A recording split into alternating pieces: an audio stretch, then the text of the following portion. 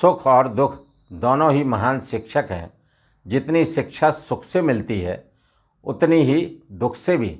साथियों नमस्कार, मैं आर.एस. खरे अपने चैनल मातु पितृ ज्योतिष ज्ञान के माध्यम से आप सभी दर्शकों का हार्दिक अभिनंदन स्वागत करता हूं। इस वीडियो में हम ग्रहों के गोचर के आधार पर चर्चा करेंगे कि कर्क राशि वाले जातकों का यह माह उनके स्वास्थ्य के दृष्टिकोण से कैसा रहेगा, आर्थिक पक्ष कैसा रहेगा, भूमि भवन के बारे में समझेंगे, संतान शिक्षा के बारे में जानेंगे, दाम्पत्य जीवन कैसा रहेगा, भाग्य के बारे में समझेंगे, कैरियर कैसा रहेगा और क्या क्या लाभ हानियाँ परेशानियाँ कर्क राशि वाले जातकों को देखने को मिलेंगी। इन्हीं सब बातों की चर्चा इस वीडियो में करेंगे। यह राशिफल चंद्र राशि पर आधारित है। इसे नाम राशि से भी देखा जा सकता है। माह प्रारंभ से ही कुंडली चार्ट में दिख रहे ग्रहों के गोचर की स्थिति कुछ इस प्रकार है। कर्क राशि में ही मंगल देव गोचर कर रहे हैं। कर्क राशि के तृतीय भाव में कन्या राशि में केतु देव का गोचर हो रहा है। चतुर्थ भाव में तुला राशि में सूर्य देव गोचर कर रहे हैं। पंचम भाव में वृश्चिक राशि में बुध देव शुक्र देव का गोचर हो रहा है। अष्टम भाव में शनि देव अपनी मूल त्रिकोण राशि कुंभ राशि में गोचर कर रहे हैं। भाग्य भाव में मीन राशि में राहु देव का गोचर हो रहा है और एकादश भाव लाभ भाव में वृषभ राशि में देवगुरु बृहस्पति गोचर कर रहे हैं। देवगुरु बृहस्पति गोचर कर रहे हैं। इन ग्रहों के गोचरीय प्रभाव एवं राशि परिवर्तन से कर्क राशि वाले जातकों का माह नवंबर 2024 कैसा रहेगा, इसी को यहाँ पर विस्तार से समझने का प्रयास करते हैं। यहाँ पर मैं अपने प्रिय दर्शकों से विनम्र अनुरोध करता हूँ कि वीडियो को अंत तक अवश्य देखें ताकि आप ग्रहों की गोचरी स्थिति को समझकर और वीडियो के अंत में दिए जा रहे उपायों को करके इस माह को और अधिक शुभ और अनुकूल बना सकें। अब यहाँ पर देवगुरु बृहस्पति की बात करते हैं तो कर्क राशि वाले जातकों के लिए, कर्क लग्न वाले जातकों के लिए देवगुरु बृहस्पति कैसे हैं? योग कारक हैं, शुभ ग्रह हैं। और कहाँ गोचर कर रहे हैं? और गोचर कर रहे हैं लाभ भाव में, एकादश भाव में। कोई भी ग्रह इस भाव में जब गोचर करता है तो बेहद शुभ फल देता है। और देवगुरु बृहस्पति जो कि आपको विद्या, धन, सुख, संपत्ति के कारक हैं, संतान के कारक हैं, विवाह के कारक हैं, शानदार स्थिति में एकादश भाव में गोचर कर रहे हैं। एक गुरु का दूसरे गुरु के घर में गोचर शानदार बना हुआ है क्योंकि यह शुक्र देव का घर है। और यहाँ पर गोचर करते हुए देवगुरु बृहस्पति पंचम दृष्टि से आपके तृतीय भाव को देखेंगे, सप्तम दृष्टि से संतान शिक्षा भाव पंचम भाव को देखेंगे और नवम दृष्टि से आपके दाम्पत्य जीवन रोजगार भाव सप्तम भाव को देखेंगे। तो इन भाव के कारकों से क्या करेंगे? आपको लाभ दिलाएंगे क्योंकि देवगुरु बृहस्पति की दृष्टियाँ कैसी होती हैं? अमृत तुल्य दृष्टियाँ होती हैं। और जब ये किसी भी भाव पर दृष्टि डालते हैं तो उस भाव के कारकों से, उस भाव की चीज़ों से बेहद शुभ परिणाम जातक को देखने को मिलते हैं। और यही स्थिति कर्क राशि वाले जातकों की होने वाली है क्योंकि 9 अक्टूबर 2024 से देवगुरु बृहस्पति बकरी भी हो चुके हैं। बकरी हुए हैं, चेष्टा बल बढ़ा हुआ है तो अपने से एक घर पहले का भी फल देंगे, अर्थात आपकी कैरियर भाव को भी जागृत करेंगे और उससे भी आपको शुभ फलों की प्राप्ति होगी। कर्म स्थान आपका मजबूत होगा और कई गुना शुभ फलों की प्राप्ति कर्क राशि वाले जातकों को देवगुरु बृहस्पति के इस गोचर से प्राप्त होगी। बुध देव और शुक्र देव का गोचर भी बेहद शानदार है। पंचम भाव में गोचर हो रहा है। बुध देव शुक्र देव गोचर करते हुए सप्तम दृष्टि से कहाँ देख रहे हैं? देवगुरु बृहस्पति को देख रहे हैं। शुक्र देव की सप्तम दृष्टि देवगुरु बृहस्पति पर और देवगुरु बृहस्पति की सप्तम दृष्टि शुक्र देव पर पंचम भाव पर, यानी एक दूसरी की समसप्तक दृष्टि का होना बेहद शानदार स्थिति बनी हुई है। गज लक्ष्मी राजयोग का निर्माण हो रहा है, यानी पंचम भाव के कारकों से बेहद शानदार स्थिति और एकादश भाव के कारकों से बेहद शानदार स्थिति। आपका मान बढ़ेगा, सम्मान बढ़ेगा, समाज में आपका ओहदा बढ़ेगा, सामाजिक कार्य में आप बढ़ चढ़कर भाग लेंगे, संतान की शिक्षा अच्छी रहेगी, संतान का स्वास्थ्य अच्छा रहेगा। जो लोग लव रिलेशन में हैं उनके लव रिलेशन भी अच्छे रहेंगे। इवन लव रिलेशन विवाह में भी बदल सकते हैं। प्रेम प्रसंग मधुर बना रहेगा। कुल मिलाकर देवगुरु बृहस्पति का गोचर बेहद शानदार स्थिति में है। और यहाँ पर शनिदेव अष्टम भाव में गोचर करते हुए चले आ रहे हैं। वर्तमान में अभी वक्री हैं और 15 नवंबर से मार्गी हो जाएंगे। तो जब ये 15 नवंबर से मार्गी होंगे तो शनि देव के अपेक्षाकृत आपको अच्छे फल देखने को मिलेंगे। वैसे कर्क राशि वाले जातकों पर शनि की अढ़ैया का प्रभाव है, अतः आपको शनिदेव के उपाय तो करते ही रहना पड़ेंगे। लेकिन आपका रोजगार भाव अच्छा रहेगा। देवगुरु बृहस्पति की दृष्टि रहेगी। स्पाउस का स्वास्थ्य 15 नवंबर के बाद में बेहद शानदार रहने वाला है। रोजगार से आपको लाभ अधिक होंगे। और जो जातक भूमि के नीचे से संबंधित चीज़ों से कार्य करते हैं उन्हें बेहद लाभ होगा। जैसे कोयला का कार्य हो गया, खदान का कार्य हो गया, बिल्डिंग मटेरियल का कार्य हो गया, तो यहाँ से आपको बेहद लाभ प्राप्त होंगे।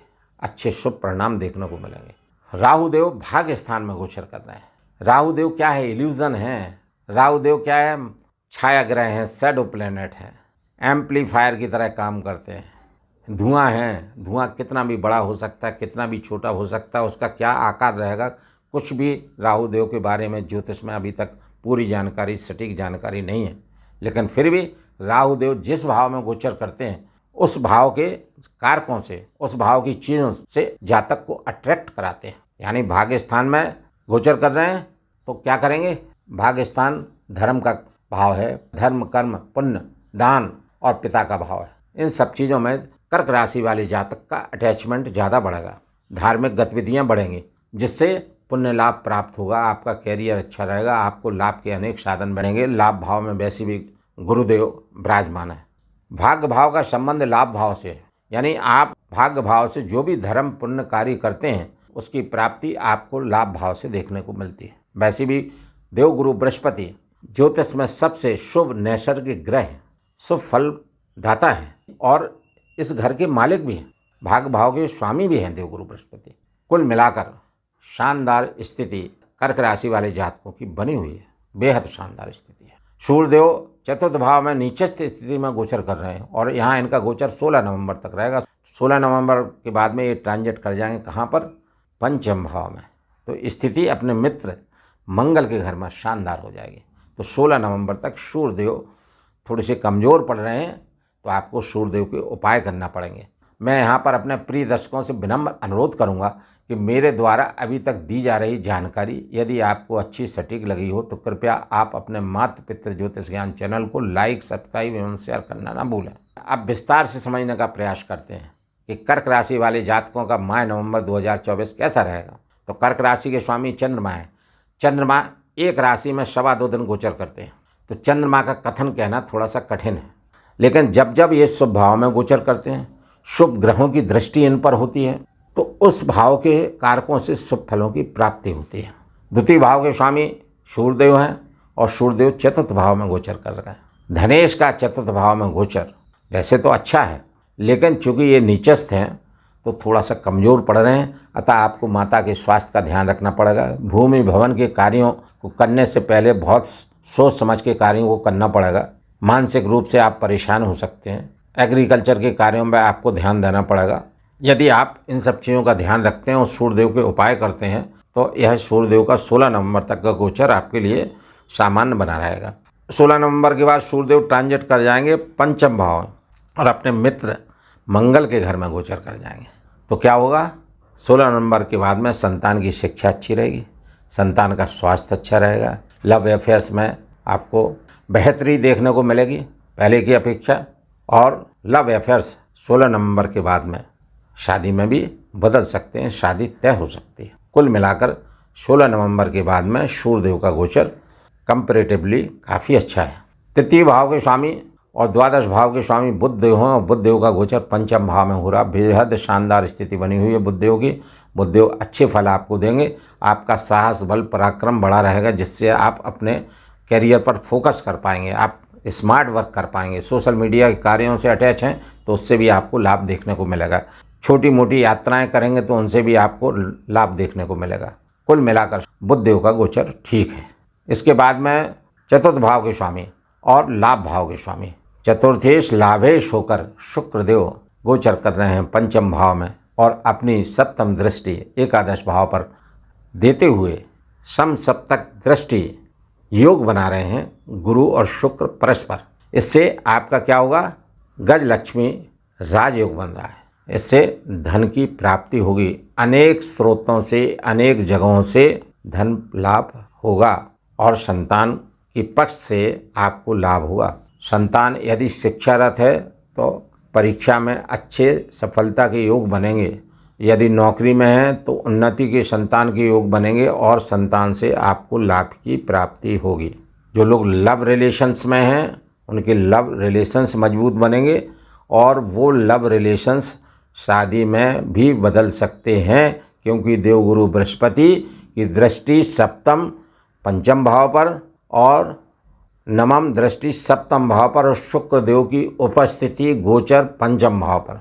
प्रेम प्रसंग, दाम्पत्य जीवन के मामले में शानदार स्थिति का होना और 15 मार्च के बाद में शनि देव का मार्गी होना आपके दाम्पत्य जीवन को, आपके लव अफेयर्स को 4 चांद लगाएगा। आपके स्पाउस का स्वास्थ्य पूर्व में यदि खराब होता चला आ रहा था तो अब स्वास्थ्य में बेहद सुधार देखने को मिलेगा। रोजगार पहले की अपेक्षा काफ़ी अच्छा रहेगा। कुल मिलाकर शुक्र देव का गोचर भी शानदार बना हुआ है। देवगुरु बृहस्पति के बारे में मैं बता ही चुका हूँ। ये आपके षष्ठेश और भाग्येश होकर एकादश भाव में वृषभ राशि में गोचर कर रहे हैं और 9 अक्टूबर से बकरी हुए हैं, जिससे चेष्टा बल बढ़ा हुआ है, फल देने की क्षमता कई गुनी बढ़ी हुई है। और ये 3 दृष्टियां रखते हैं, पंचम दृष्टि, सप्तम दृष्टि, नवम दृष्टि। इनकी दृष्टियां अमृत तुल्य होती हैं। जिन भावों पर पड़ती हैं उन भाव के कारकों से जातक को बेहद लाभ देखने को मिलते हैं। क्योंकि कर्क राशि वाले जातकों की कुंडली में, कर्क राशि वाले जातकों के लिए देवगुरु बृहस्पति की पंचम दृष्टि तृतीय भाव पर है। तो बल, पराक्रम, पुरुषार्थ में वृद्धि का होना, साहस बढ़ेगा। इन चीज़ों की वृद्धि से आप अपने कार्य क्षेत्र को मजबूत बना पाएंगे और आप स्मार्ट वर्क करते हुए दिखेंगे। सप्तम दृष्टि संतान शिक्षा भाव पर होने पर संतान की उन्नति का होना, संतान की शिक्षा अच्छा होना, संतान की परीक्षा में अच्छे नंबर आना, किसी भी प्रतियोगी परीक्षा में अपीयर होने से उस परीक्षा में सफल होने की योगों का बनना, ये देवगुरु बृहस्पति की सप्तम दृष्टि पंचम भाव पर होने से फल प्राप्त होगा। देवगुरु बृहस्पति की नवम दृष्टि दाम्पत्य जीवन सप्तम भाव पर है। तो यहाँ पर दाम्पत्य जीवन अच्छा रहेगा, स्पाउस का स्वास्थ्य अच्छा रहेगा। यदि स्पाउस किसी भी सर्विस में है, व्यापार में है, रोजगार में है तो उससे लाभ की प्राप्ति होगी। क्योंकि शनिदेव 15 नवंबर 2024 से मार्गी हो जाएंगे, तो शनिदेव चूँकि इस घर के स्वामी हैं, तब भी दाम्पत्य जीवन को काफ़ी शनिदेव का सपोर्ट मिलेगा। शनिदेव का भी लाभ प्राप्त यहाँ होगा। शनिदेव आपके दाम्पत्य जीवन को मजबूत करते हुए दिखेंगे। कुल मिलाकर देवगुरु बृहस्पति का भी गोचर शानदार बना हुआ है और भाग्य भाव के स्वामी हैं। जैसा मैंने पूर्व में बोला, तो भाग्य में वृद्धि करेंगे, भाग्य से आपके अनेक काम मिलेंगे, भाग्य का पूरा आपको सहारा मिलेगा। धर्म, पुण्य, दान इत्यादि के काम होंगे, धार्मिक यात्राएं भी आप कर सकते हैं। शनिदेव सप्तम भाव के स्वामी होकर अष्टम भाव में गोचर कर रहे हैं। सप्तमेश का अष्टम भाव में गोचर, वो भी मूल त्रिकोण राशि कुंभ राशि में गोचर।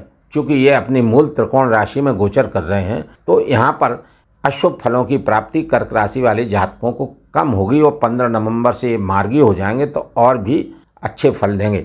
हालांकि यहाँ पर शनि की ढैया का प्रभाव कर्क राशि वाले जातकों को है, तो शनिदेव के उपाय करना पड़ेंगे।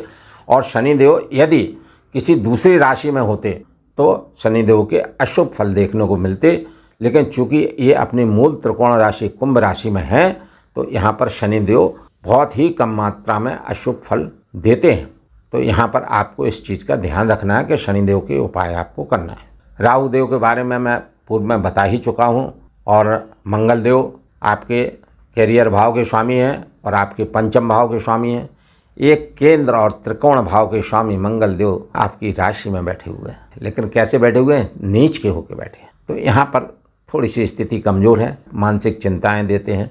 आपको क्रोध पर काबू करना पड़ेगा, एग्रेशन नहीं करना है, क्योंकि मंगल ग्रह एग्रेसिव प्लैनेट है। साहस, उग्रता मंगल देव देते हैं। क्योंकि आपकी राशि पर बैठे हैं, आपके मस्तिष्क पर बैठे हैं, तो आपको क्रोध नहीं करना है, आपको एग्रेशन बिल्कुल भी नहीं करना है और अपने स्वास्थ्य का ध्यान रखना है। और मेडिटेशन निश्चित रूप से इस मंगल के नीचस्थ स्थिति में करना है कर्क राशि वाले जातकों को।